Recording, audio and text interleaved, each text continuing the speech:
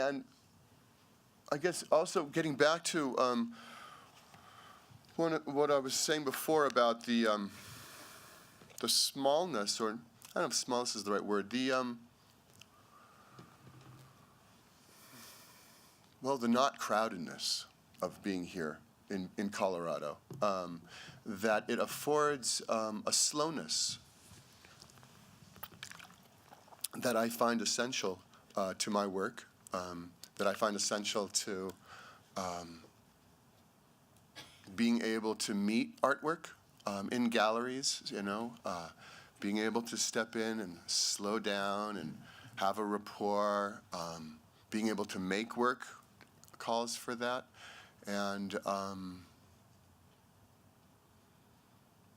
I think we're really starting to feel the shifting of that culturally.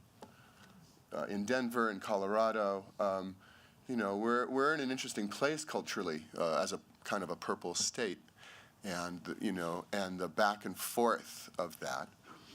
And I think it's going to be interesting to figure out or to look at questions of how to maintain the warmth, the friendliness, the slow pace, the ease, as things keep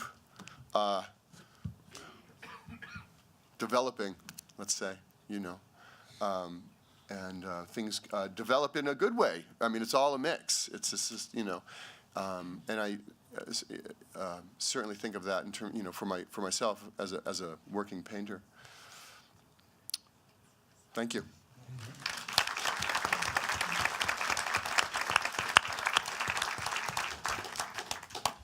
I have to be selfish here because I have a 2 o'clock meeting and I have a luncheon to go to. Do we have any questions for our panelists? Yes, over here. I don't need a microphone, really. Thanks. Thanks. I'm Rian Curran. I teach sculpture. I have a lot at CU Denver. I have a lot of students in here and other colleagues and such. And, I've been a member of a co-op in Denver in the past, etc. And so in order to connect today's discourse, can each artist provide a piece of advice to the artists, the gallerists, the dealers, and the audience? That is sort of targeting back on all the discourse today. Just one piece of advice from each of you. And some of you might have been in co-ops. Maybe that's the route you would advise people to take. Maybe it's public art. Maybe it's, I don't know. So I'm just curious if you could do that. Great. Well, just one thing on topic has been, how is it to, the original idea, which I never even mentioned, but what is it like to be an artist in Denver?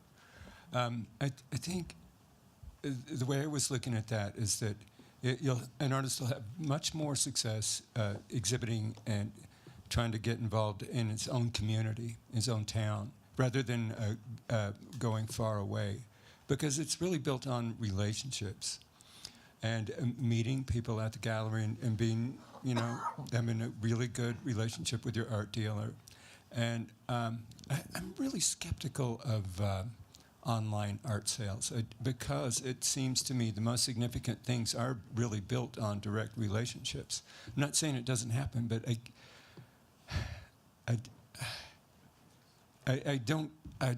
guess I don't believe it happens at the scale that maybe some people say that it does.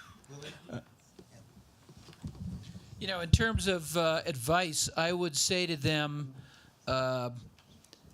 figure out how you can survive painting. Figure out how you can make a living, and there's a lot of different ways of doing that. It's not necessarily just in the gallery situation.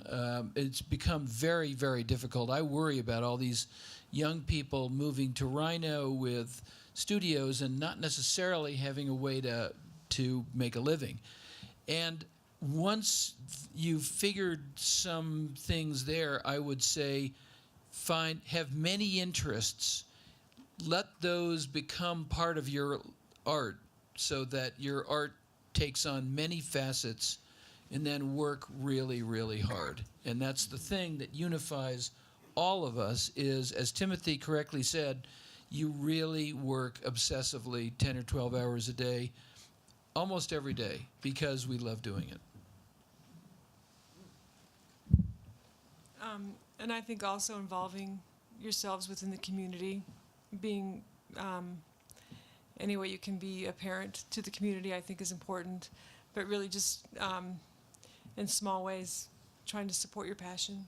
I mean, that's just how my belief was, is if I can just cast one more sculpture, if I can, make one more piece, it's just one more that I have in my pocket. So just one at a time.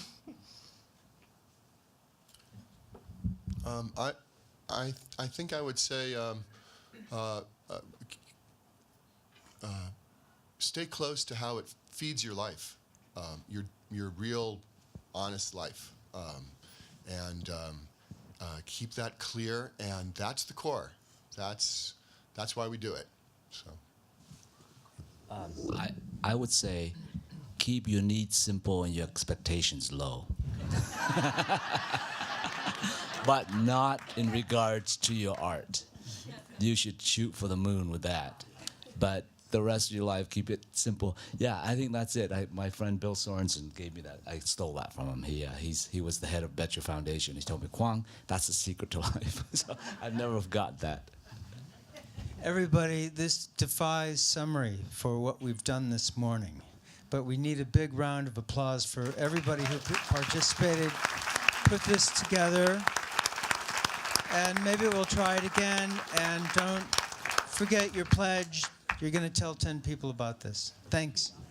Thanks, Timothy and Lynn, for doing it. This is great. Yeah, thank you. Yeah, I did too. Really enjoyed